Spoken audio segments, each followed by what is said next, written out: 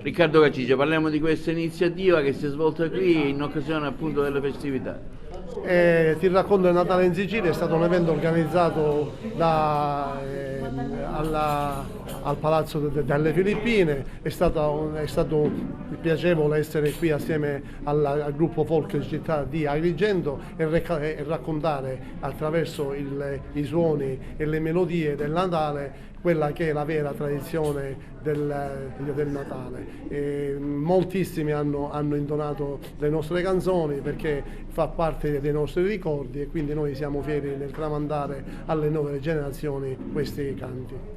Professore Canziano, parliamo di questa serata, una serata che ha visto il coinvolgimento di tante persone in un momento in cui ci approcciamo al nuovo anno.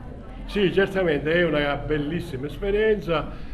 E questo spettacolo ti racconta il Natale in Sicilia in due repliche, una alle 17:30 affollatissima, altrettanto alle 18:30, e devo dire con grande partecipazione. L'idea è quella di proporre un itinerario sui musei e i presepi delle varie province di Sicilia, da Giarre, dove c'è il più importante museo dei presepi, a Palermo, Agrigento, Trapani, Caltanissetta, insomma il mondo. E all'interno di questo percorso i canti della tradizione, quelli noti e quelli meno noti, quelli legati alla terra di Agrigento e quelli legati alle altre province con le proprie caratteristiche.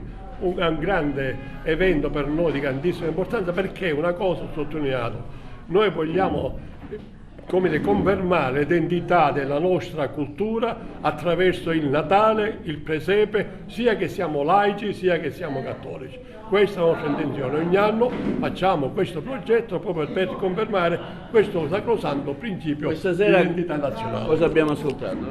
Stasera abbiamo fatto moltissimo, intanto abbiamo visto i musei di Trapani, Caltanissetta, Giarre, Palermo, Agrigento e ancora Ragusa Ibla. Poi abbiamo ascoltato dei brani della tradizione popolare e colta siciliana con il Quarto Re Maggio e poi ancora la preghiera a Gesù, il verduraro che cerca di portare la frutta, insomma un mondo intero colto e popolare in omaggio e in memoria del nostro Natale e del ricordo della Natività e del Bambino Gesù.